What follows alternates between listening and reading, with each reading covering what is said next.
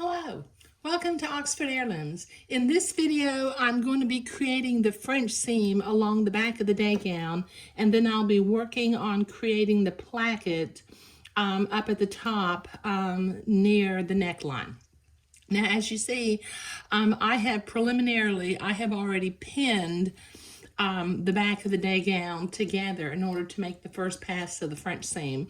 And I want to remind you, originally, I marked at the placket location on the pattern piece, but that was for a newborn to 3-month size, and I marked 1.5 inches farther down to start my seam so that I have a little bit more circumference for the baby's head. Now I'm going to, with a straight seam, I'm going to do about a 1/8 inch seam allowance for the first pass of my French seam. Let me see if I can zoom in. I forget to do this sometimes.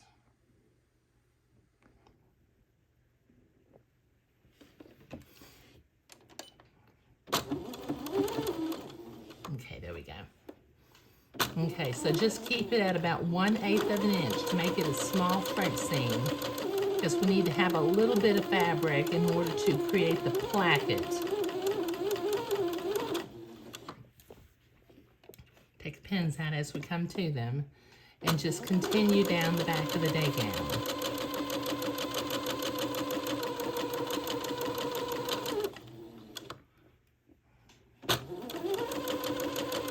Okay, when I finish this, I'm going to go to the ironing board and I will press my seam to one side so that I can come back and do the second seam of the French seam.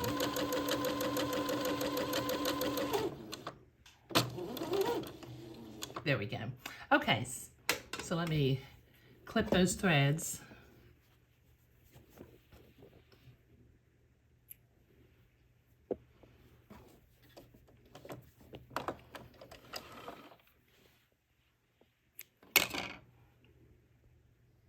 Zoom back out for just a minute. Okay, now up here at the top of, or the bottom of the placket, I should say, before I press this, I'm gonna clip right at the placket. Just clip it so that I can open up the seam. So let me get to the ironing board and I'll be right back. Okay, so I've been to the ironing board and I've pressed that seam and I'm ready to do the second half of the French seam. And this particular pass will be at about 1/4 of an inch, maybe just a little bit less. But I'll go forward and backward up at the top of the placket to anchor the threads in place. Let me see if I can zoom in a little bit.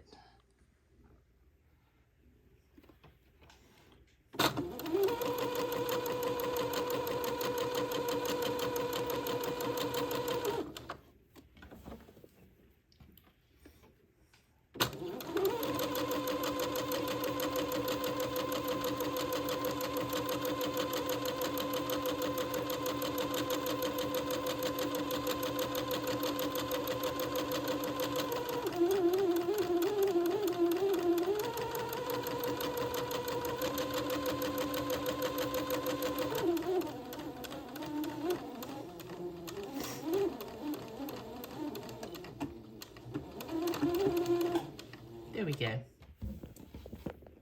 And clip my threads.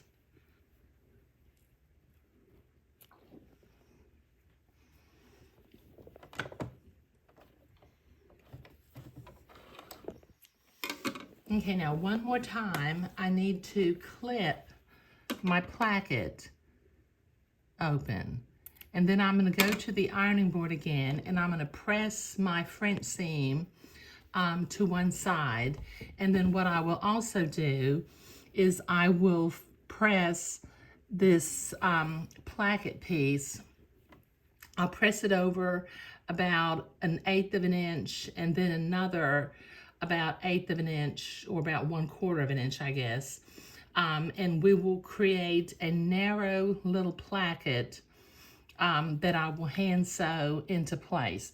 But this will take me a minute at the ironing board.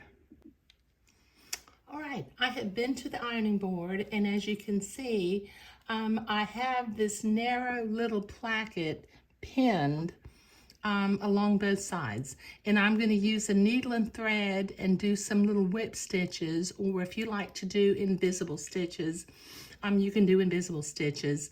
But I'm going to tack this placket into place along both sides of the opening. Now when I get to this bottom, I'm going to miter, fold up at a diagonal, the very bottom of the placket, just like that, and I will tack that into place. But this will take me a few minutes to do all these little whip stitches. Let me see if I can, oops, I've caught my pin with the thread. There we go. Okay, so this will take me a minute to whip stitch this placket into place and miter the two bottom corners. So I'll be right back. Okay, so I have finished then the front seam along the back of the garment, and I hand stitched or whip stitched the plaque into place. As you can see, I slightly mitered those little bottom corners to make them nice and neat. Okay, so I have been to the ironing board and I have pressed that neatly, but sewing the front seam along the back of the day gown, let's see if I can zoom out, sewing the front seam along the back of the day gown and creating the placket was what I was doing today. Thank you.